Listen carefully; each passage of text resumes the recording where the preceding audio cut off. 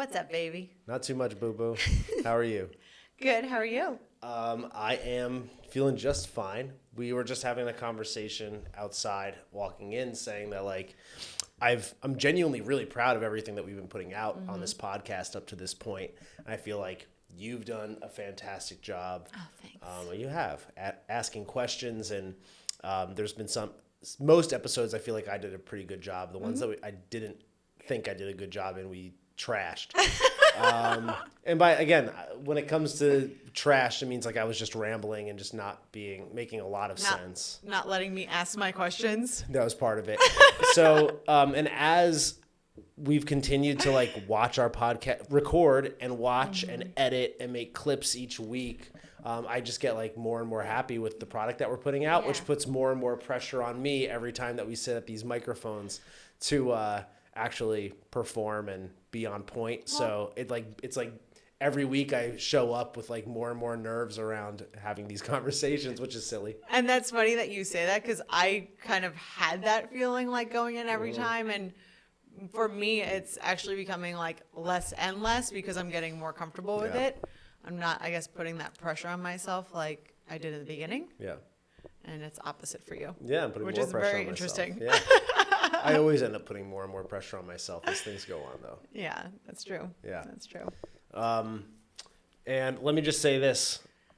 One thing that we have decided that we have to start doing is saying less. Yes. For sure. Both of us. I need a shock chair. Every time you say it. But there is one time we're allowed to say and that's when we're saying to please like and subscribe. If you are, especially if you're watching this on YouTube, please like and subscribe. If I've been of any value to you in the past, or even just if I've been of any value, if Puzo's been of any value to you in the past, please like and subscribe. Even if you're just watching this to make fun of us and just for hate, just to be a hater, please like and subscribe. It's not like I can see who's subscribed. It's kind of weird. I can only see some people who've subscribed. Really? It doesn't show me everybody. Yeah. That's weird. So please do.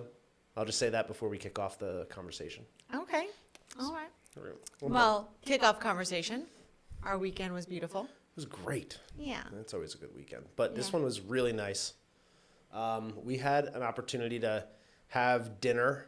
Went to a dinner party hosted by a really, I guess we won't put names out there, but people that we're very close with, that are really good friends of ours who I know love you dearly and love us dearly, and we love them dearly. And we had an absolutely beautiful evening with them. For sure.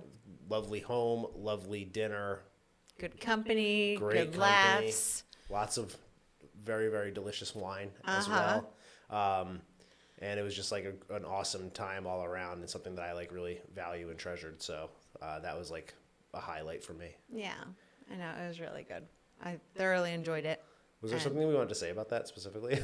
No, I think just saying that we had an opportunity to hang out with people that we enjoy their company with. It was really nice. Good. And then this past week, I did my official throw clay class. I made some pottery, which was really, really fun. As people know, I've talked about it on here, that I've been really trying to work on unlocking my creativity and breaking into that feminine energy and using that creativity to do it. Yep. So I've been journaling. I've started in this past year coloring, and even started just drawing something out of my imagination, or seeing something in nature, or something that gives me inspiration. I've done some needlepoint work. And then this week I went to pottery. I'll say I don't think we mentioned it here on the podcast before, but I know you talk about it a lot on Instagram, specifically the idea that growing up you never liked to do anything creative or do anything artistic, mainly because you always felt like there was a right answer and a wrong answer. You process, you organization, order, and you want a right answer and a wrong answer with art. And I think maybe we have talked about this. I feel like we have. But with art and creativity, there is no wrong answers. It's just whatever's flowing through you. And that was something that you were just generally very uncomfortable with. And I couldn't break into it. It always whenever we played games with our friends, and like there was that one game, Drawful or whatever it was called, that game. I was like, I'm not playing with anybody. The Jackbox TV. Yeah, the Jackbox TV. Drawful game, yeah. I was like, I'm not playing this. Yeah. Because it just says like draw, and it just gives like a bizarre word. Like it doesn't even make sense. And like you just have to draw something out of your brain. It's supposed to be like impossible to draw. Yeah. And you're like upset because you can't draw it. I'm like, I'm not playing this.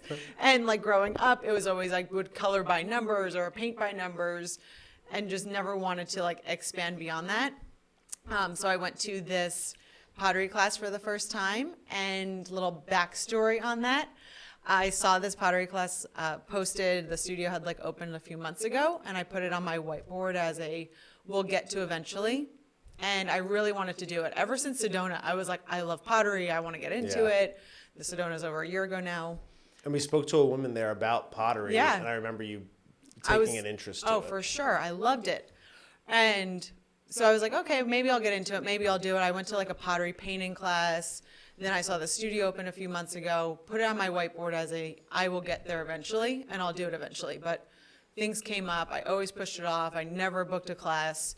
And then about 2 months ago, I went to a yoga ecstatic dance class that I would also have never gone to before because it wasn't anything in my like wheelhouse. Like animal flow, it's like you're doing these big large movements, you're making animal noises and like crawling on the floor. It's like dancing and exercise. And it's like, and then at the end for like 20 minutes they just put on like house music, and you're just like dancing in a room with strangers and just letting like whatever the music and how you're feeling it just let you go, which also was like terrifying to me, but I went to it because I was like, this is a great way for me to break into it. And there I met someone who it was like an instant connection for us. And she felt the same way. It was almost like our souls knew each other in a past life. And since then, like we see each other once, if like multiple times, sometimes in a week, and connect and talk all the time. And she had sent me this exact studio, like probably about a month ago. She like DM'd it to you. Yeah, she DM'd it to me.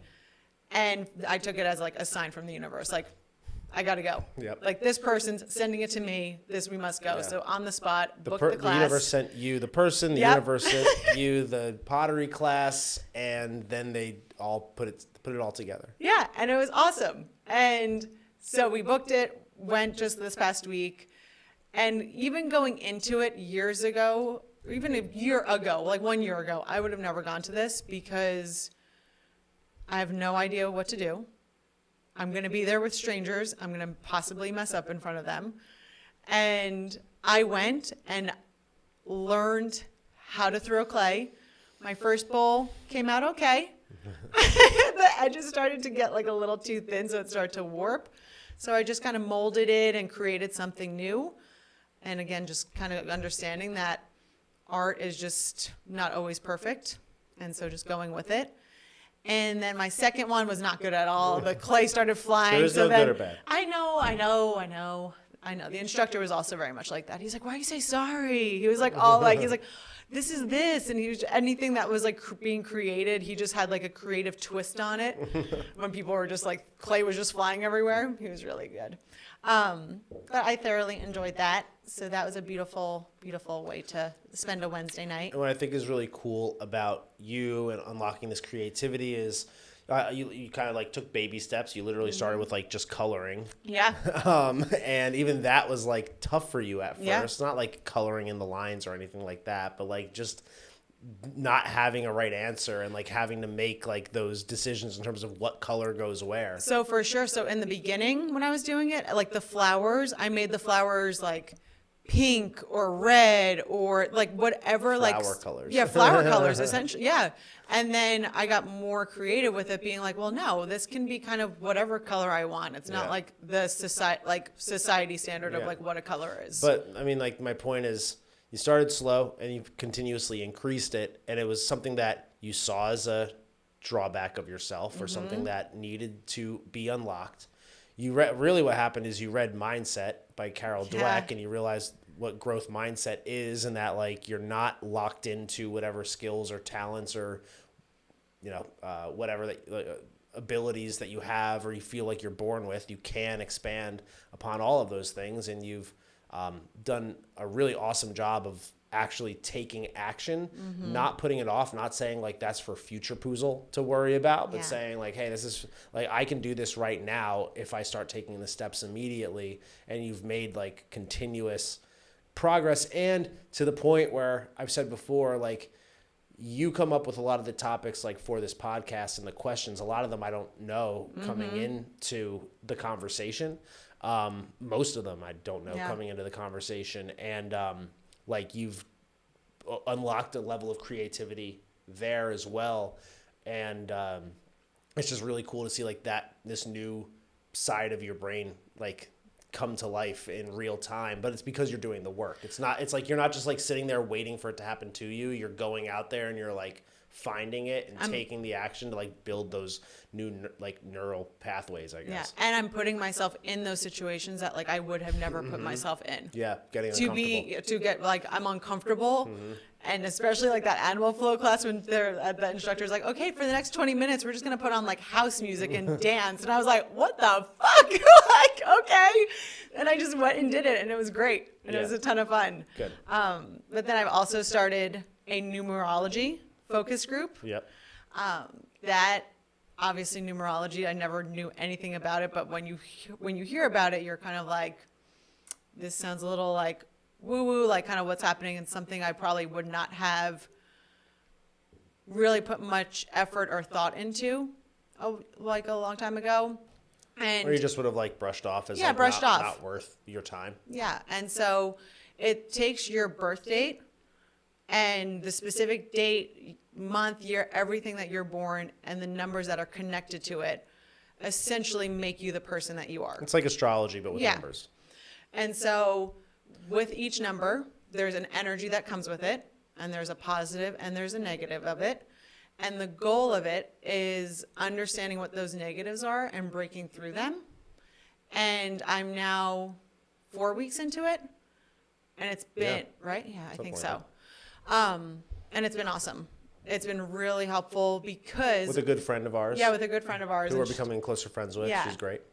And so it's a really cool tool to use because each area and each number, you find those negatives and you see like, okay, yeah, I definitely have those things. Let me work through them. Let me focus on them and break through them. And just this past Friday morning, I broke through some of my negatives in regarding like relationships and communication and listening to people and going to people who I wouldn't necessarily go to for wisdom or anything like that.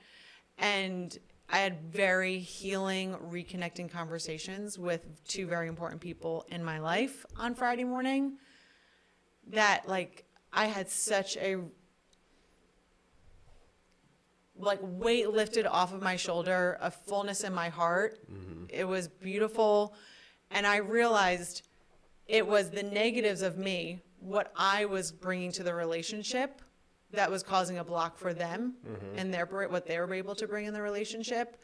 And because as the conversations were happening and then even afterwards, I realized like, wow, it's also me and it's my negatives. Yep. And so now moving forward with these relationships, I'm going to not have those barriers in place, and therefore it's going to allow those others to come to me and be open and be loving. Yeah.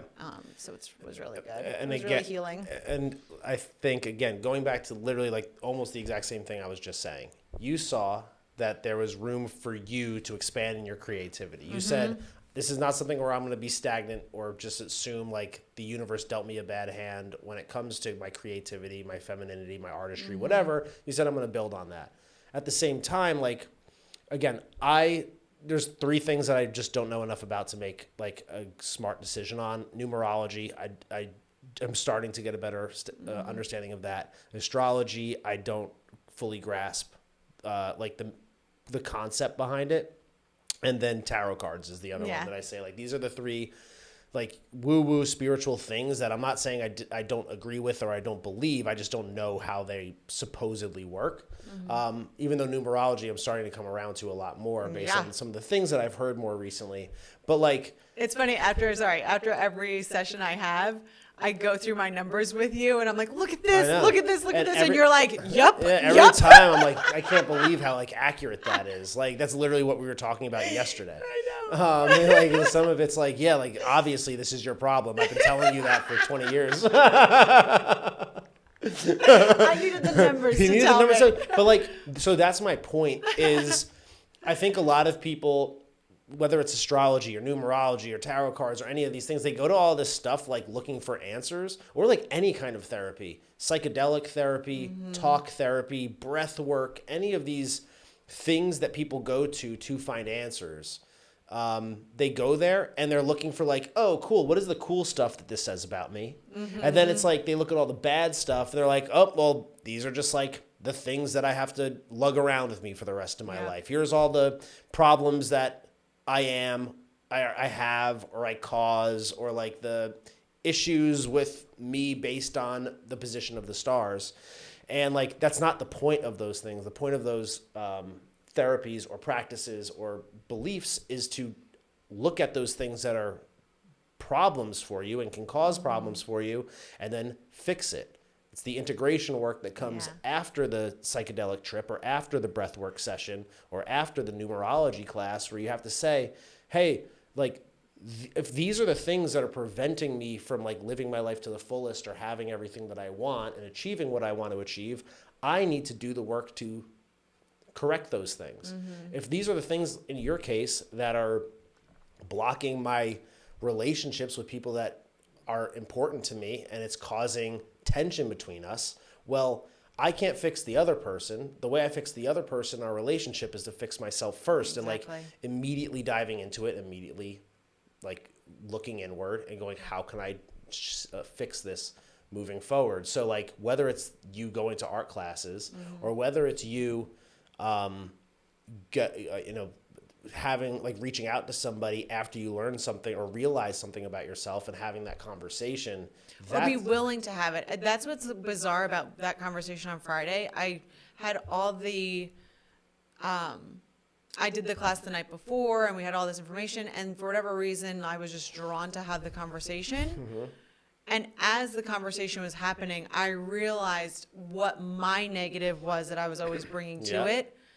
And after it, I can't, like, it all just, like, all the pieces, it's really cool to see, because I feel like I'm standing back at it now, and all the pieces of all these things and all these different things I'm doing and tools and journaling, breathwork, all these things, it's like all coming together. Yeah.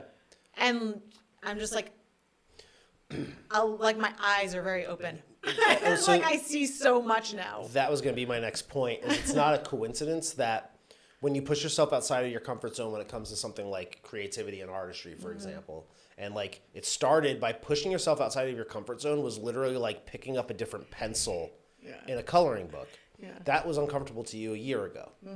Now, what's uncomfortable to you is like you went to a dance class with lights and you had to paint your face and start dancing in front of people. Like that's now just outside of your comfort zone. And picking up a pencil is easy.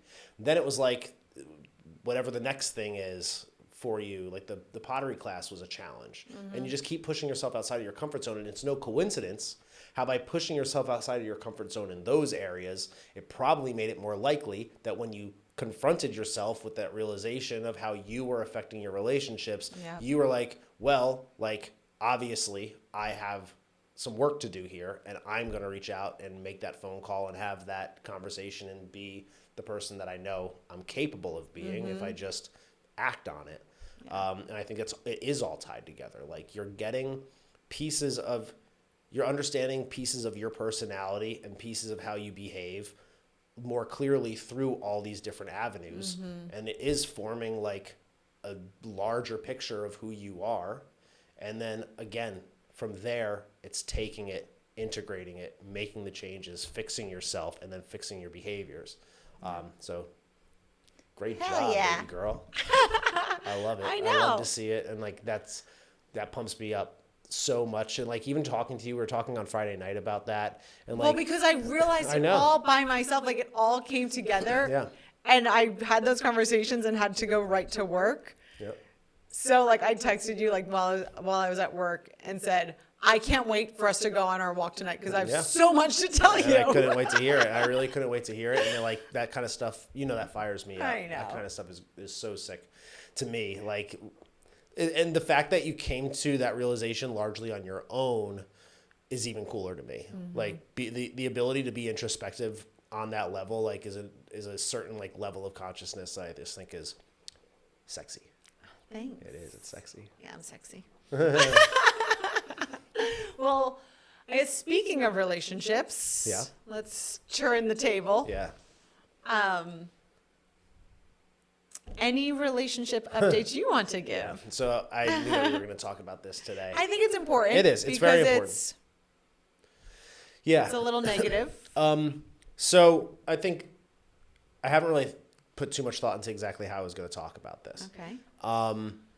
I obviously on this podcast in particular, I've spoken very highly of myself. I talk about like the things that I'm really proud of, and I've talked about some of the things where like I knew that I was like fucking up and making mistakes on.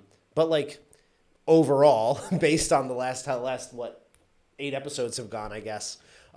Generally, I'm a person who's like really proud of myself. And the reason why I'm so proud of myself is because every single day, I've said this before, every single day I have a plan in terms of what I want to do.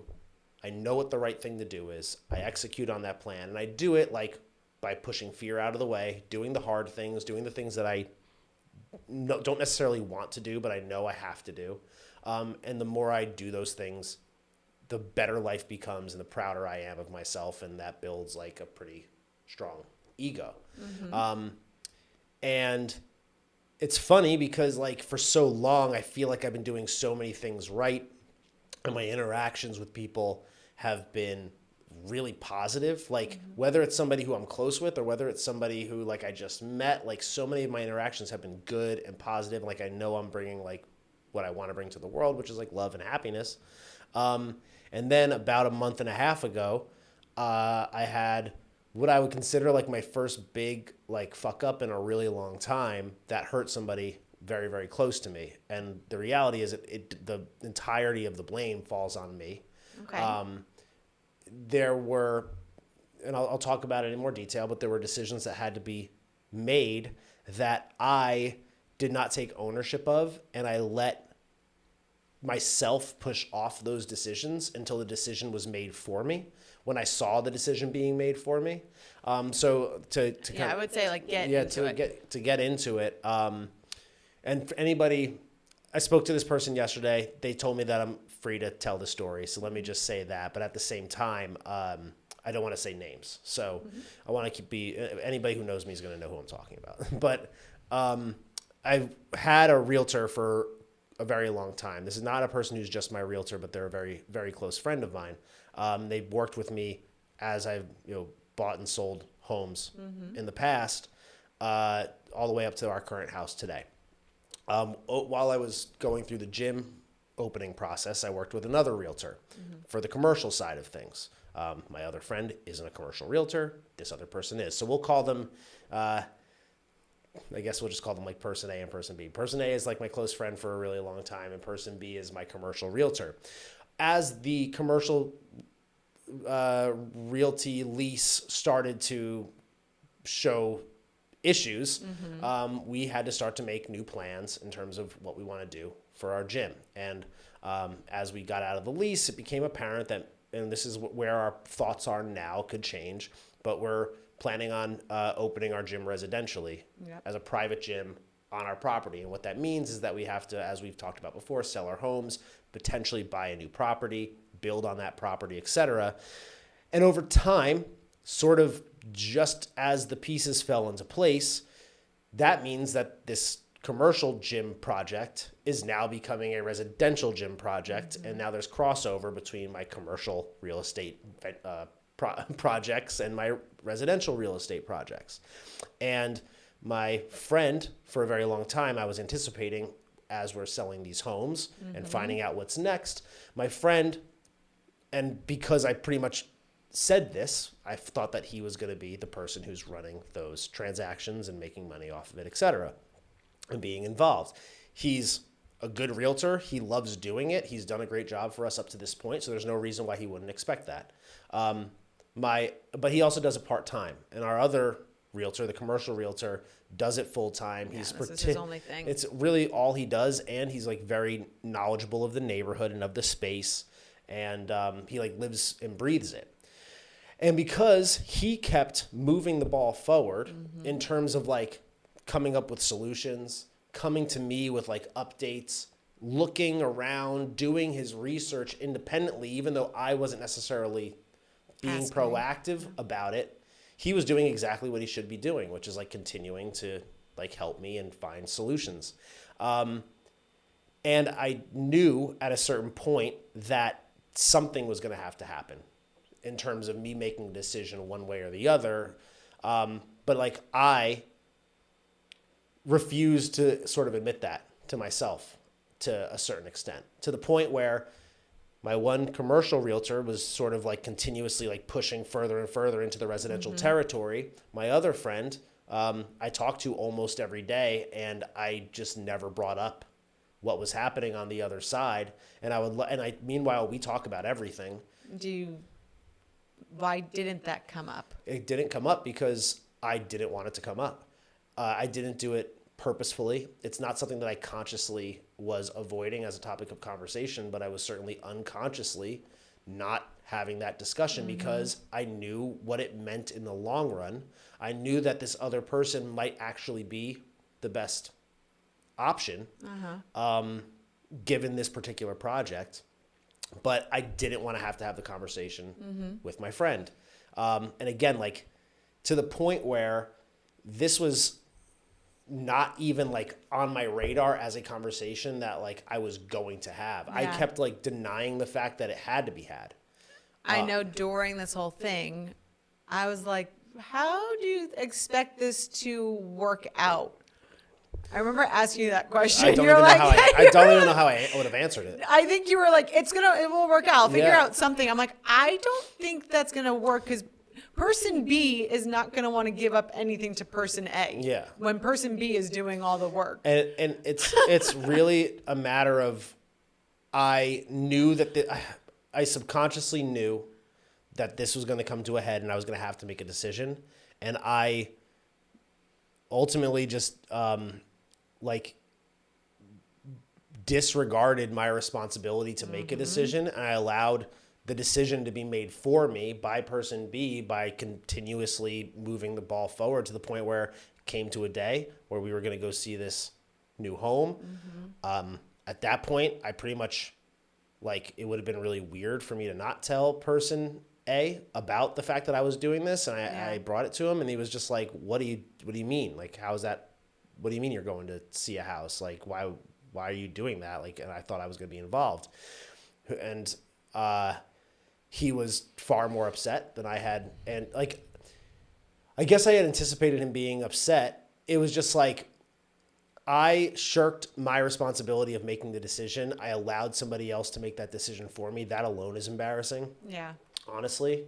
And the reality is I shirked my responsibility because I was fearful of having to make the decision and in that case, have the conversation. So person A was going to be upset either way because I was going to make the decision to go with person B. That's the bottom line. Like, that's the reality of it, is I was going to, and it like just made sense to do that. So I'm not upset with the decision that was made. I'm just upset that it was made for me. And I'm upset that I didn't just make the decision sooner, have the conversation with person A so that they knew earlier on in the process that this was the route I was going. Because what ended up happening is the more that it went on, the more they got attached to the idea of being a realtor in this situation. Yeah. Of course, makes sense, as they should. And I didn't give him any indication that he wasn't going to be the realtor. And I fucked up majorly. And it was because of my own fear of having to have that conversation. And I avoided it, not even knowing I was avoiding it. And that's something that like I'm embarrassed about again, because the decision was made for me. I'm upset because I hurt somebody close to me. I'm upset because I didn't even like see that coming. What And didn't you see coming? I didn't see the conflict coming. I did. Well, I think you did see the conflict coming. That's why you didn't want to have the I conversation. know. I didn't want to admit that there was conflict Yeah. coming, which is why when you asked me, I probably did say something like, "We'll figure it out." Yeah, you like did, and I was like, that's not Yeah. how this is going to work. And, like, that's not the end And result. it also bothers me because I've, again, for a really long time, in my opinion, done a very good job of being super honest with myself, being like putting fear to the side completely, acknowledging like when I have emotions creeping up that are impacting my decisions or lack thereof. This the real issue here is Yeah. a lack of a decision. Yeah. And continuously pushing it off or not even like acknowledging that it was a decision that had to be made.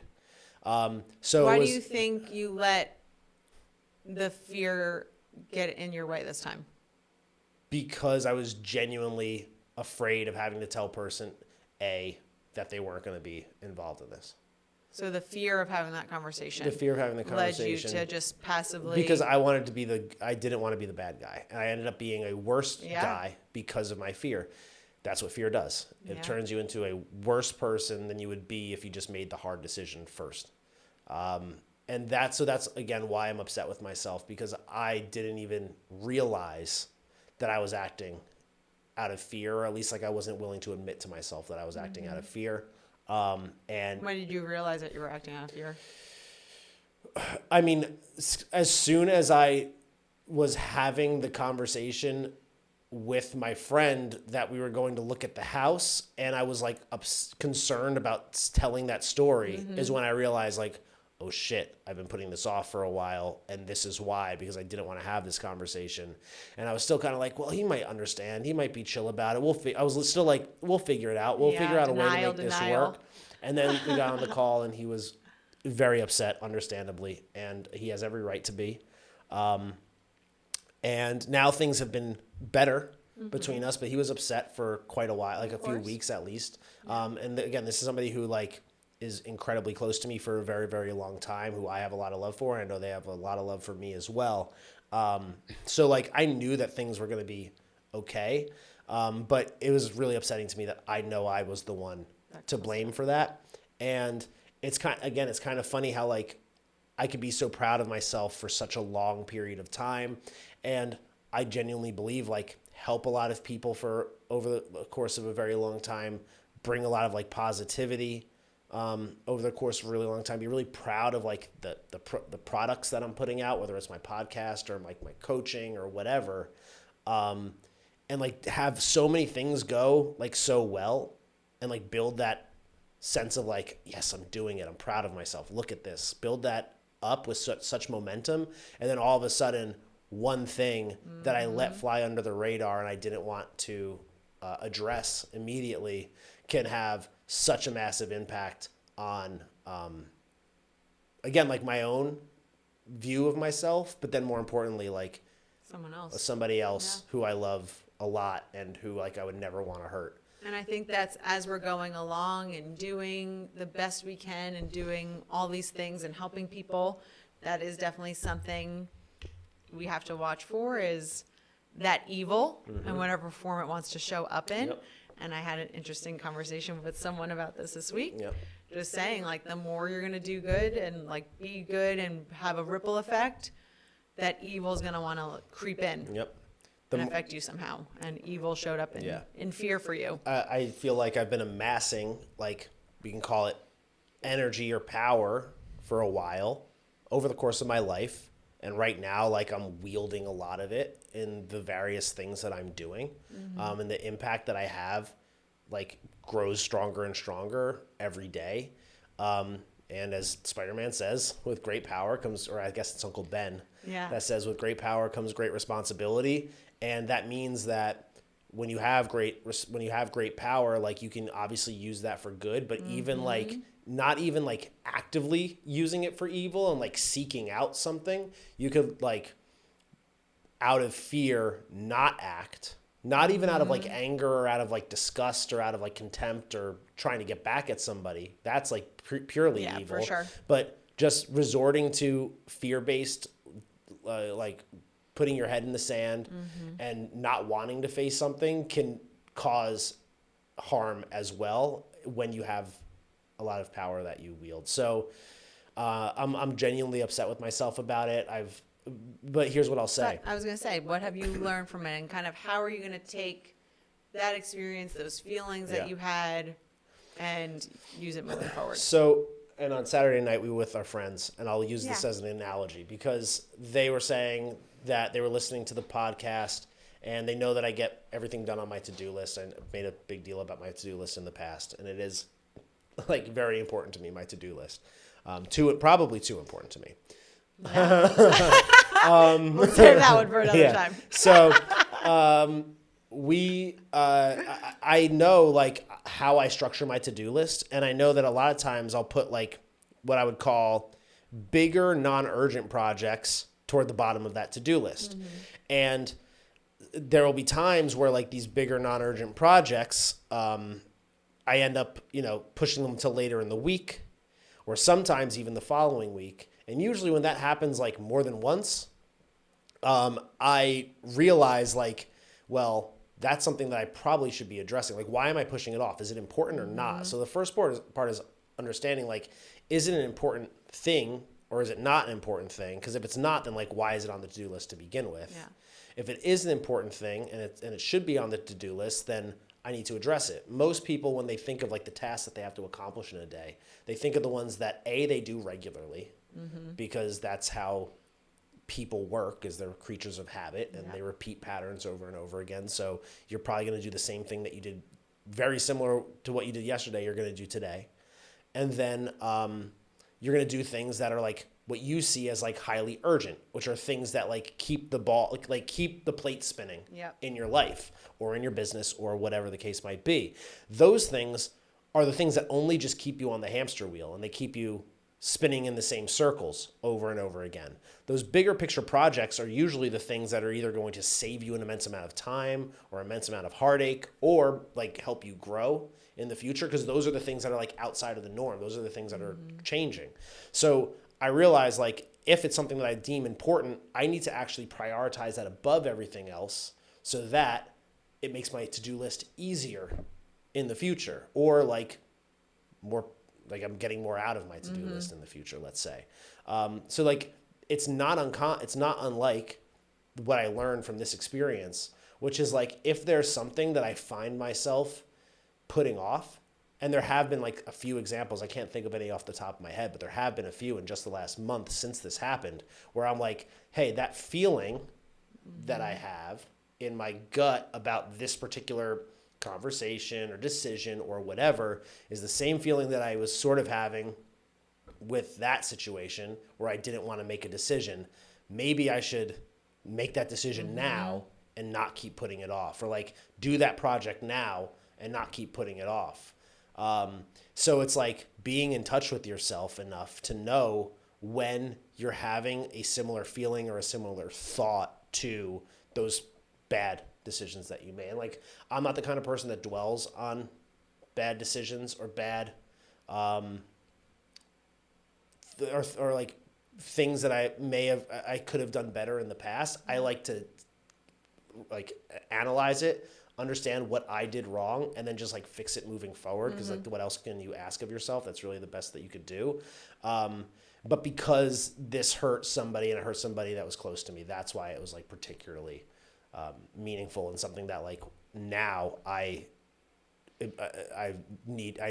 recognize that I need to like solve very quickly, just like you were saying, or just like we were saying about you. It's like I need to integrate that now. Yep. I can't let that be something where it's like, well, that's just something I do. I just push off hard decisions, like woe is me. That's how I live my life. Yep. Like there's no chance that I'm gonna ever say something like that. That's something that I did once. Yep.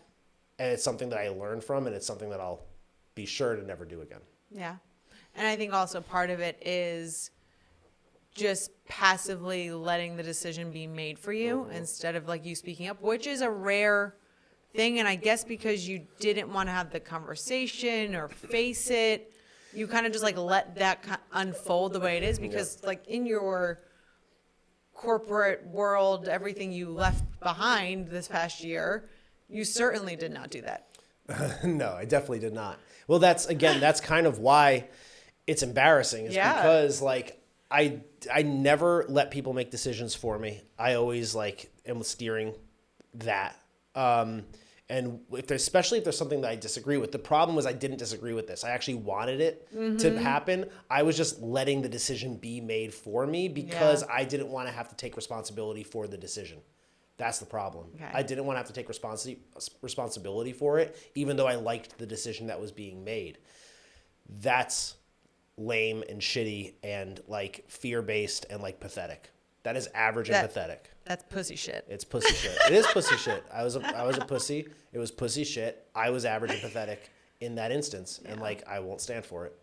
I won't stand for it either. Yeah, you better not stand for it. Next time that happens, you better slap me across the face, because I'm like truly dead serious. Once I get my boxing down, I'm gonna knock you out. Yeah, no, for real. Like you better like really like hit me across the face if you see something like that happening again, because like I have no. I can't let that happen. So again, I'm moving forward. I'm going to make sure it never happens again. And I'm not going to beat myself up about it too much, because me and this person are in a fine place now, like beyond fine, like we're good. And I don't expect him to be like at 100% right now. But we made it through enough that a little bump in the road. A little bump in the road will be good. And I told him 1,000 times over, I'm going to make it up to him. Yes, we will. Without a doubt. Absolutely. And he knows how to.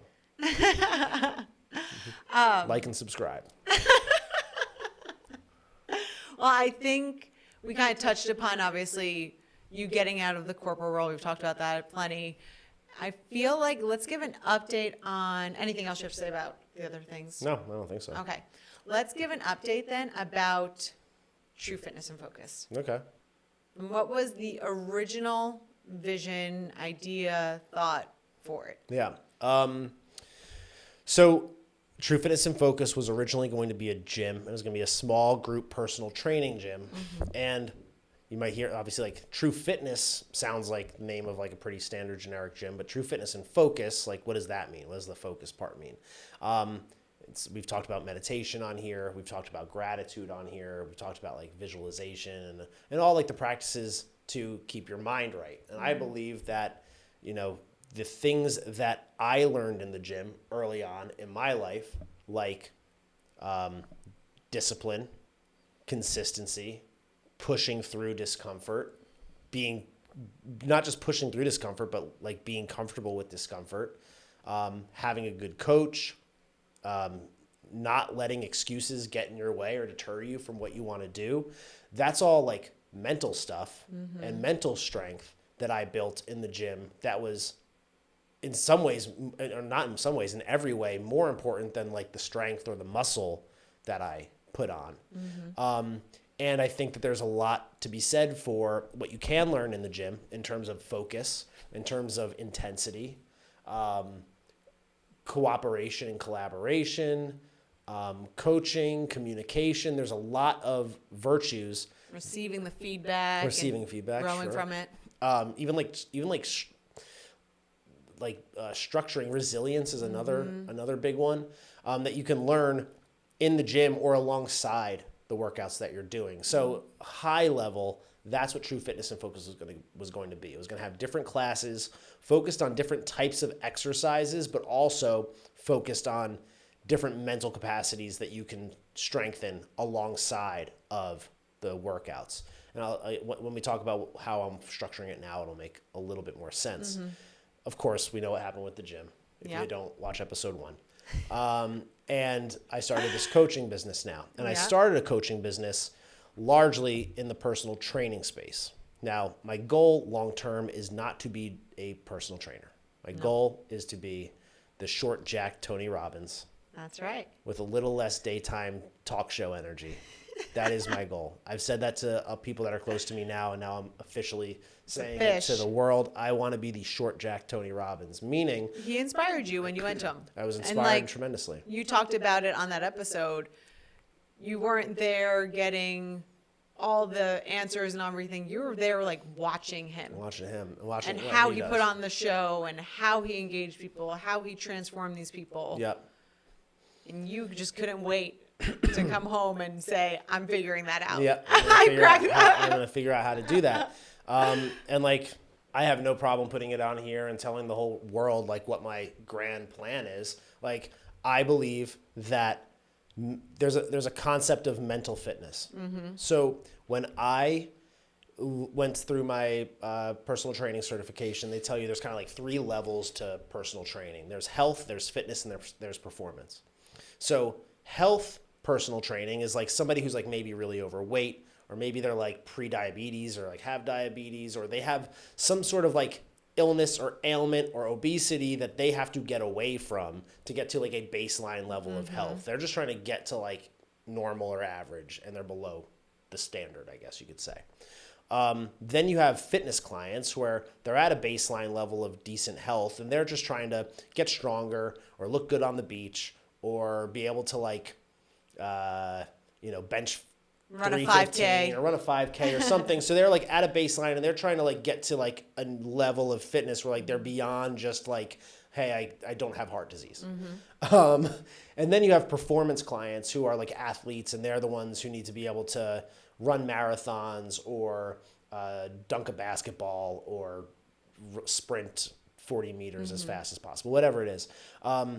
And I think in our society today, we talk a lot about mental health and the idea of mental health, which means like most people or too many people are suffering from depression. They're suffering from anxiety or other like ADHD, lack of focus, for lack of a better term. And that hinders them in their day-to-day life from being at a baseline level of mental health. Yeah, for some it's like completely debilitating. And it's all that people focus on is the idea of like mental health. And it's like just this, it's almost like the standard at this point is to not be mentally healthy. And you're just trying to get away from anxiety or away from depression or away from like the lack of focus, and just get to like a place where like you can like survive your day. Yeah, and you can cope And with you the can day. cope with your or day. kind of cope. Yeah, or at least like just make it through and feel like, okay, like I did it. I did it. Like I made it through the day. And like, to me, if that's the standard that we're creating, then like we're not living by the right standards. Yeah. I believe that there's levels beyond that. I believe there's a concept of mental fitness. And I believe I'm coining this term. I don't know.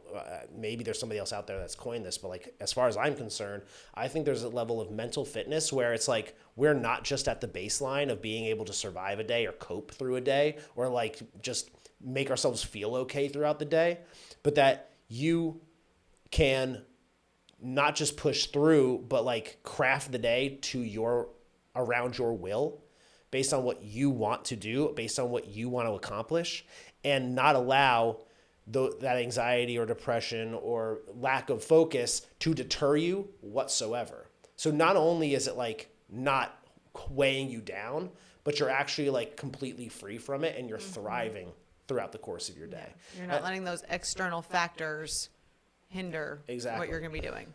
You're in control Going of it. back to like my concept of being unfuckwithable. That's what I mean by unfuckwithable. It's like, you know what you want to do, you know what you want to accomplish, and you're not letting anything throw you off that path. So that's what I think there's room for. And I think that physical fitness and a lot of physical practices and like biohacking practices, I don't know if you want to call it that, like not just working out, but proper diet, cold plunge, sauna, etc., breath work, meditation, gratitude practices, all of these things combined to allow you to become your truest potential, or attain, I should say, your truest potential. And so in terms of my coaching business, I'm trying to not just do the physical fitness thing, which is where I'm at right now. And my consultant is telling me, well, if that's what you want to do, no use waiting. Let's get that started immediately and like not push that off any longer. Let's start getting that service off the ground. Yeah. And how's that consultant going? It's going outstanding. Yeah. Yeah, she's been an absolute badass for me. She's been great in terms of, I have all these things that I want to do, and like the podcast is one of them, social media, the coaching, the facility, events, and I'm like kind of just like throwing it all at her, and she's taking all these puzzle pieces, discarding the ones that don't belong, and like putting everything else and making a picture out of it for me, which is like invaluable, and just sort of like making sense of my thoughts and what I'm doing. And now we're leaning a lot more into, given the concept that I just mentioned around mental fitness, like what do those specific products look like? How is that packaged? Who are we offering this to? Who is my audience? And just creating a lot more structure and clarity around each of those components is what we're focused on right now. And it's like so much fun. It's exactly what, I want to be doing. And it all like is so fully aligned with not just who I am, but what I'm good at, that it just like makes perfect sense. Like, what are you good at?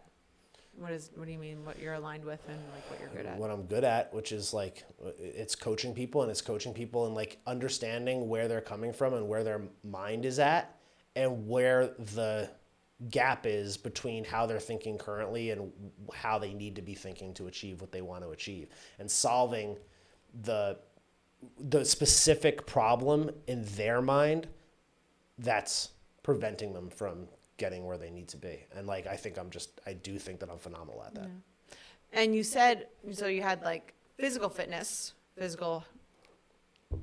what pretty much all of my clients are at this point. Yeah. And then you said performance level, like an athlete. And now you have a concept for mental, like high level mental performance. Well, mental fitness. I'm going to start with mental fitness because I think that's where we have to start. Mental performance would be like probably like a Navy SEAL or something like that, or like Elon Musk or something. That would be like the next level, or me. My gosh.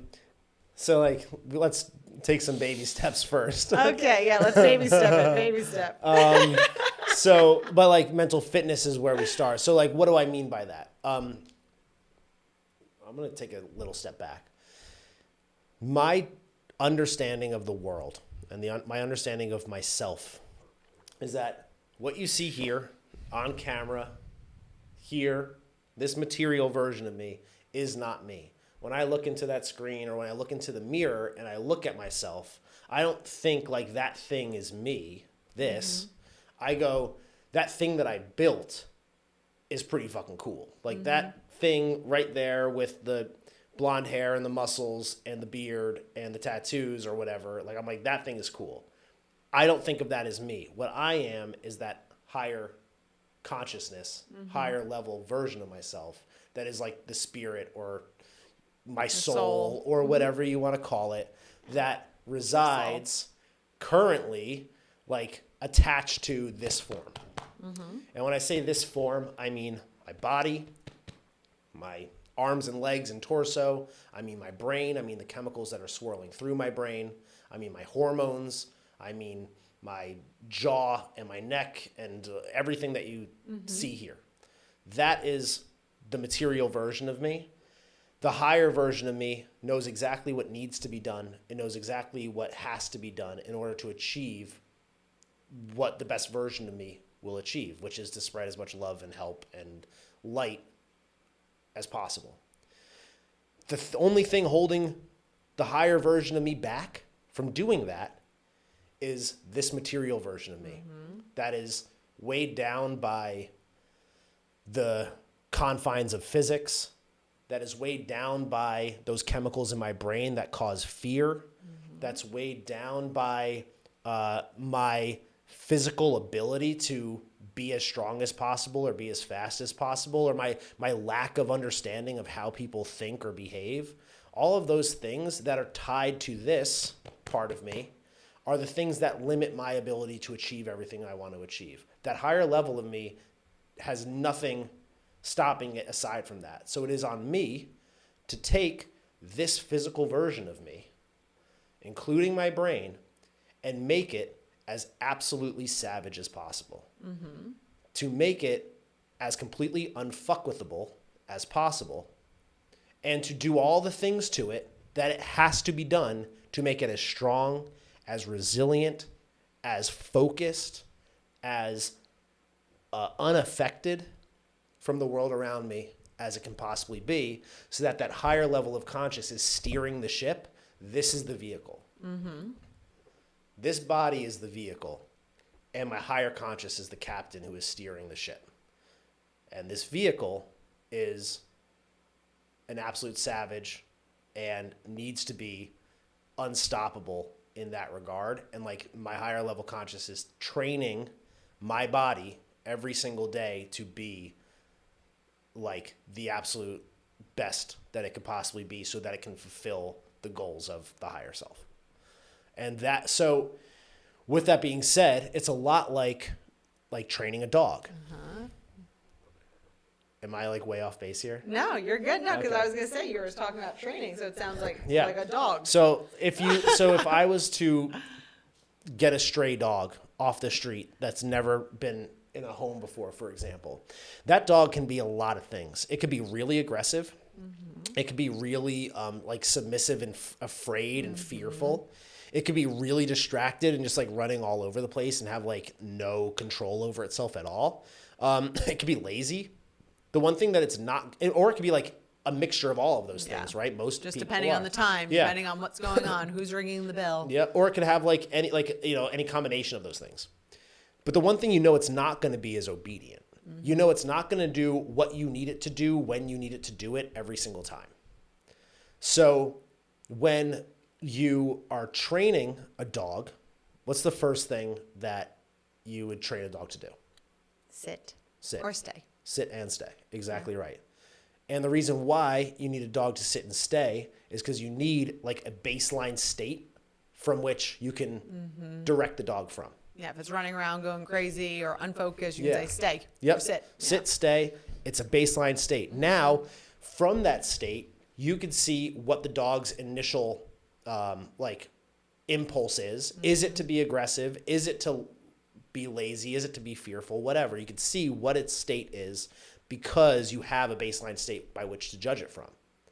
From there, you have a baseline state to direct the dog to like, give me your paw, to go fetch or go hunt or like sick 'em, like whatever you have to do, or whatever you want the dog to do. You have that baseline state to start from. And our brains and our bodies are kind of the same way. Specifically, our brain acts the same way.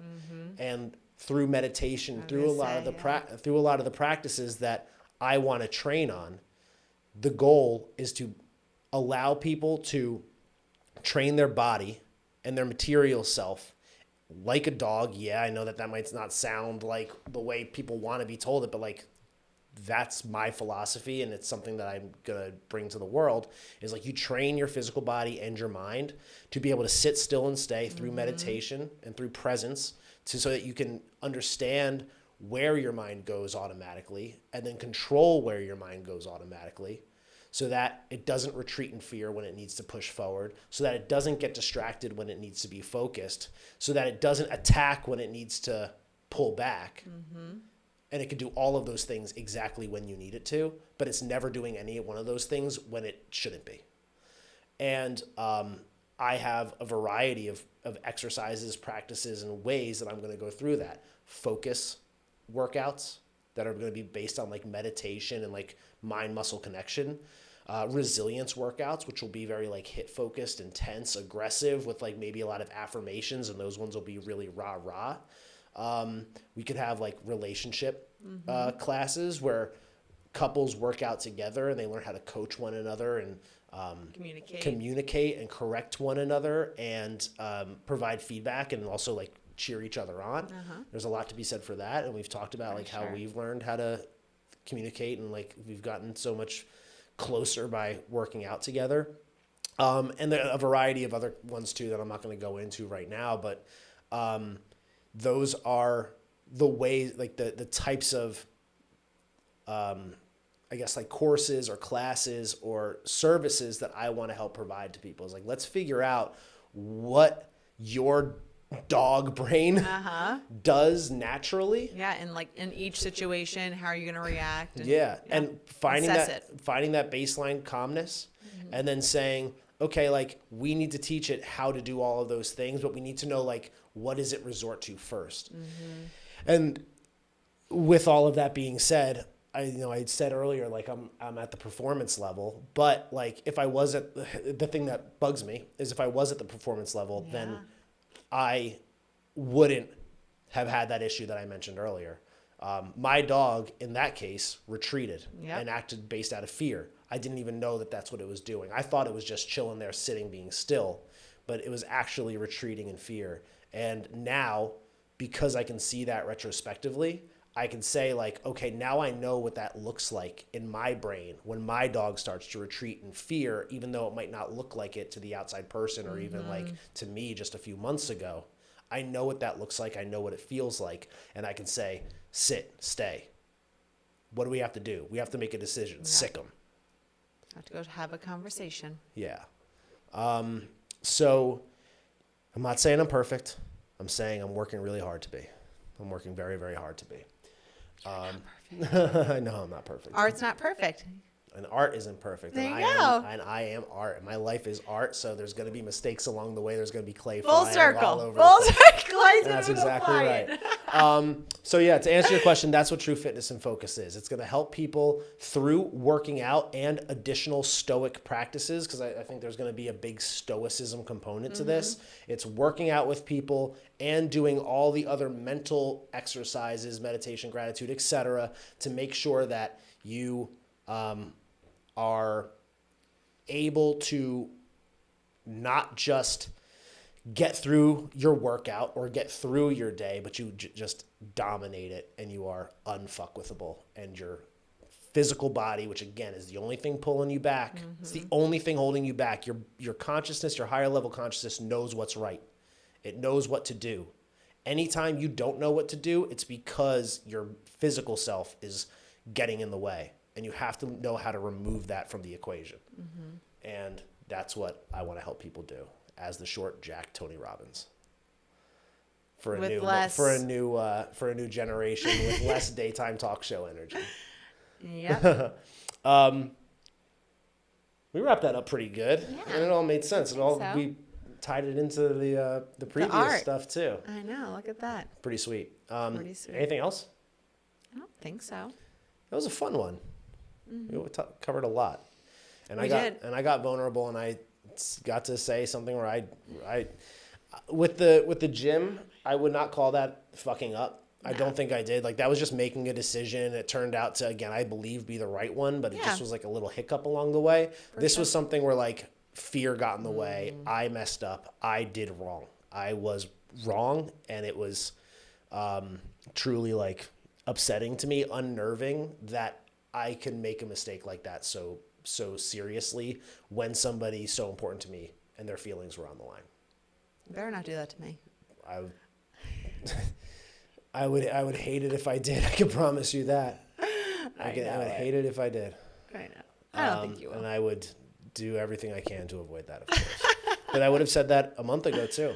I know. So that's why I wouldn't say it'll never happen. Like I promise you, like I will make sure I do everything I can to avoid that from happening. But there's always blind spots, and that's what I'm looking to do is cure all the blind spots. Cool. Anything else you have to say before we're done? I don't think so. All right. Tomorrow's my Friday, so I'm looking forward to that. Oh, It's yeah. Monday, but I have a short week. I'm going to Charleston on Wednesday. It's gonna be a fun little trip. Yeah. I'm gonna be home. I'm gonna miss you, I know. and then we have to figure out when we're gonna do our next episode. All right, let's cut it there. Peace, y'all. Bye.